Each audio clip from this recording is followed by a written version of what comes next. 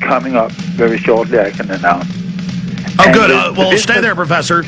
We've got Niels Harrit, professor at the Department of Chemistry, University of Copenhagen for 37 years, joining us. Quick break. That was a short segment. I'll come back with you, sir, talk about whatever you wish.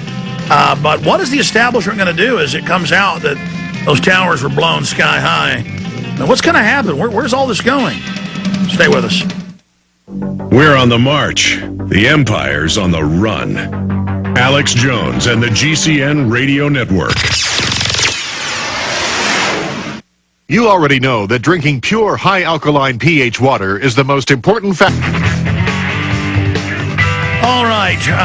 Huge new developments on the flu front coming up when our guest leaves us here in a few minutes. But Niels Harrit, a professor over in the Netherlands, my parents' favorite place to visit, by the way, in Europe. I've never been there, but I've got to get over there sometime. Over there with all the great folks. But okay, Professor. I mean, in closing, where would you like to see this investigation go now? Because there's other scientists, other engineers doing the same studies, finding the same thing over and over again. No way this should have been there. You know, we originally had the thermite hypothesis by Stephen Jones because of the molten metal pouring out of the sides, because of the oxidization, the sulfidation of the steel. Then he found the little metal spheres that had the exact makeup of a thermite reaction.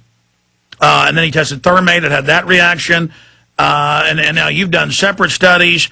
As more and more of this comes out and then it gets peer-reviewed, what is the establishment going to do?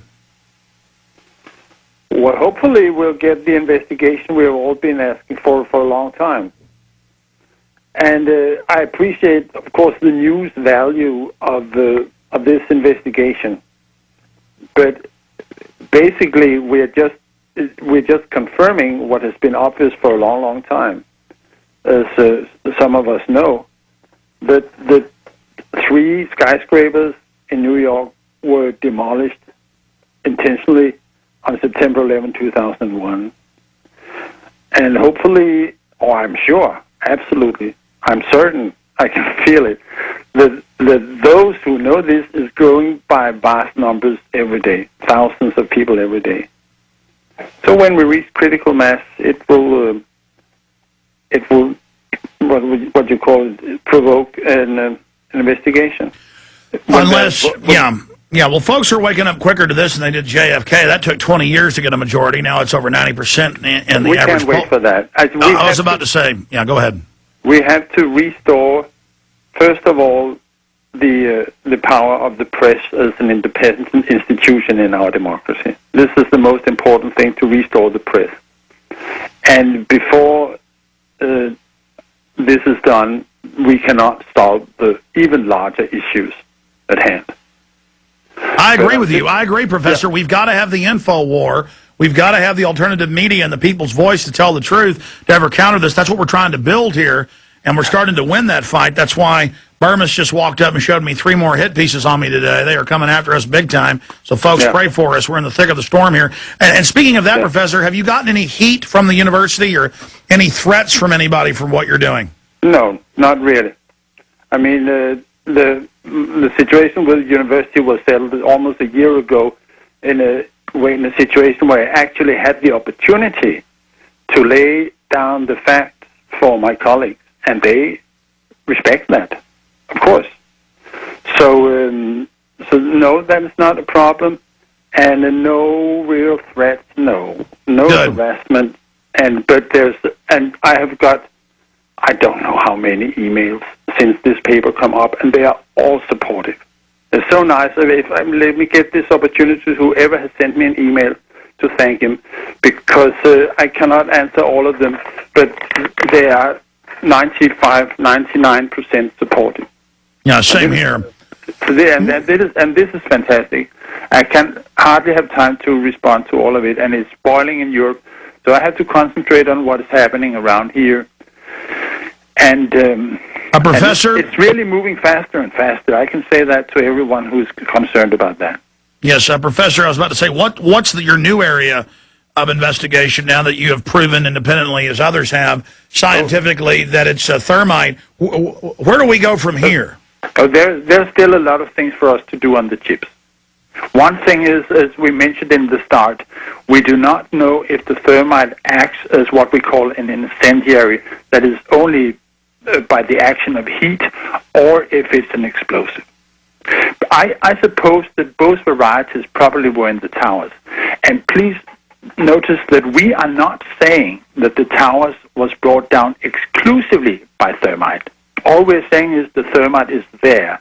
It's still very well possible that conventional explosives were used, in particular in the last stages. But to me, it's certain that thermite at least was used to weaken the steel structure, because you could see the molten steel pouring out of the south tower minutes before it collapsed. And this is one action, possible action of thermite. And then there's a variety called thermate, which this guy, Jonathan Barnett from Worcester Technology Institute found in the FEMA report. So this is probably also there. In my anticipation, there could have been used a whole range of explosives and thermites for pulling down the towers. And as of yet, we cannot exclude anything. All we can say is that the thermite has been used there, and it shouldn't have been there. And those who put it there should tell us how and why it got there. Absolutely. Well, and then we have to investigate, not just from your scientific angle of what's in the residue, what's in the building. And you're not the only scientist who's had these findings. Now, quite a few are doing this. It's just you're very prestigious, and also at a prestigious university, and it's in Europe, so there's not as much demonization. They did try to destroy Stephen Jones, Kevin Ryan, and others. So they were kind of the icebreakers, too. They hit the ice first, and you're still in the vanguard right behind them. But this kind of harassment, or what we call it personality killing around here, of course I'm subjected to that, but I really don't care. I mean, I've got grandchildren, 6 grandchildren, and I'm on their side in this business, and this is more important. And I'm too old to care for that. Well, that's a great feeling to know you're doing something for the right reasons and for the truth and for your progeny. And so many people are scared, and they're frozen in this feeling of fear. They're scared because they're not truly living and being honorable. And folks, when you just stop caring and say, look, I don't care. The chips fall where they may. I'm telling the truth, come hell or high water, and I'm committed, and that's the end of it. Yeah, but I also understand those who stay quiet. I mean, they have bills to pay, and they have a career, very importantly.